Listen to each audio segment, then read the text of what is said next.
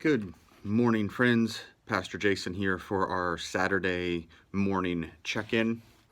We've spent the past week working through the beginning of our Unraveled series talking about Abraham and Sarah. Tomorrow, Pastor Angie's going to get us going with the story of Peter as he walks on water for the next part of our Unraveled series.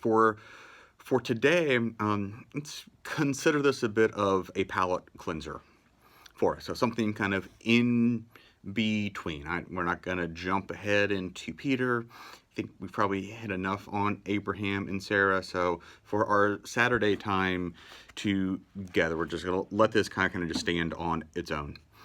I'm going to share just a bit with us from a book written by an author named Francis Chan.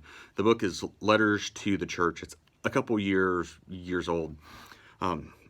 Wonderful, thought-provoking, somewhat challenging book.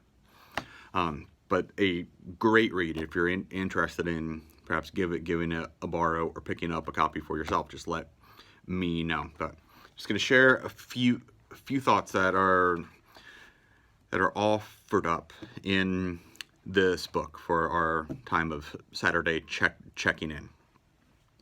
Okay, this is Francis Chan writing, and he says, "There's a wall in our house with a ton of marks on it. It's where my kids measure themselves every few months to see whether they have grown. They get so excited with every quarter inch, and there's a look of disappointment when they've stayed the same height for too long. They want to see growth. Most new parents are measuring and weighing their newborns to make sure that they are being fed enough.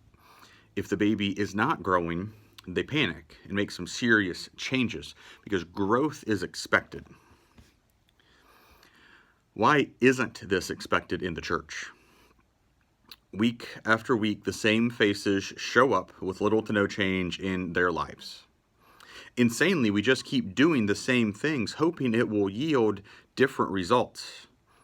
Every week, same small talk, same good sermon, hopefully, same see you next week. If there's no fruit, isn't it time for change? I recently heard someone say, your organization is perfectly designed for producing the results you're experiencing right now. It may be time for a serious shift." A little further along, it says this, "At the end of the day, it's about what we produce. We can get so focused on getting people through our doors that we don't think about what goes out. The church's purpose is not just to exist, it's to produce. And are we producing mature disciples who imitate Christ by constantly serving others? Are we developing communities that are so deeply in love with one another that the world marvels? If this is not being produced, why do we exist?"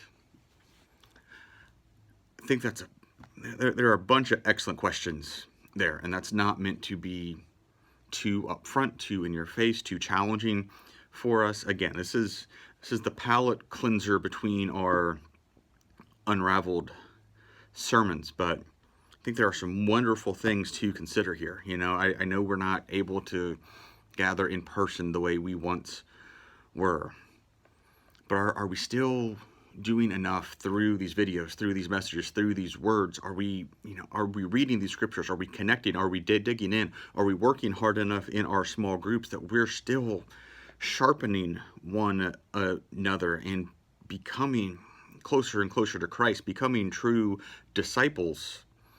Because I think right now it's really easy just to hit the play button on the video and sit back.